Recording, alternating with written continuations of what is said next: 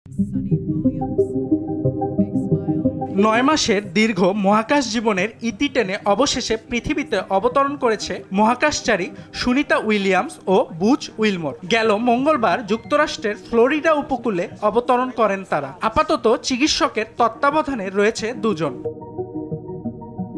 পৃথিবীতে সফলভাবে অবতরণের পর তাদেরকে নিয়ে নেটিজেনদের উচ্ছ্বাসের অন্ত নেই। তবে তাদেরকে উদ্ধারে নাসা যে পরিমাণ অর্থ ব্যয় করেছে তা চমকে দেবে যে কাউকেই। বিভিন্ন গণমাধ্যমের প্রকাশিত তথ্য মতে শুধু 2024 সালে তাদেরকে বহন করা রকেটটির উৎক্ষেপণ খরচ ছিল 69 কোটি মার্কিন ডলারেরও বেশি। আর এবার তারা যে যানে চড়ে পৃথিবীতে আসলো, ড্রাগন ক্যাপসুল সহ তার মোট খরচের পরিমাণ আরও বেশি, প্রায় 1400 কোটি মার্কিন ডলার। এই বিশাল অঙ্কের অর্থ নাসা একাই বহন করেছে।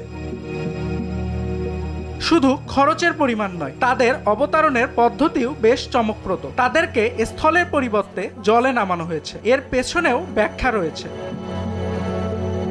পৃথিবীর বায়ুমণ্ডলে ঢুকে যে কোনো মহাকাশযানের সফলভাবে অবতরণ করতে 8 থেকে 1 ঘন্টার মতো সময় লাগে। এ সময় মহাকাশযানের গতিবেগ থাকে প্রায় 28,000 কিলোমিটার। তাই একাধিক প্যারাশুট খুলে গতিবেগ নিয়ন্ত্রণের চেষ্টা করা হয়।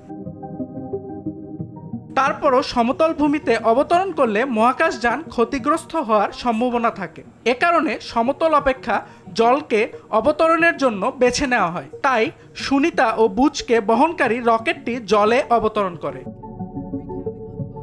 গেল বছরের জুন মাসে মহাকাশে পাড়ি দিয়েছিলেন সুনিতা উইলিয়ামস ও বুচ উইলমর। তখন বোয়িংয়ের তৈরি মহাকাশযান স্টারলাইনারে চড়ে মহাকাশে উড়াল দিয়েছিল তারা। কথা ছিল 8 দিন পর পৃথিবীতে ফেরত আসবেন তারা। তবে প্রযুক্তিগত ত্রুটির মারপ্যাচে আটকে যায় তাদের দেশে ফেরার কার্যক্রম। পরে তাদেরকে রেখে গেল সেপ্টেম্বরে স্টারলাইনার নিরাপদে পৃথিবীতে ফিরে আসে।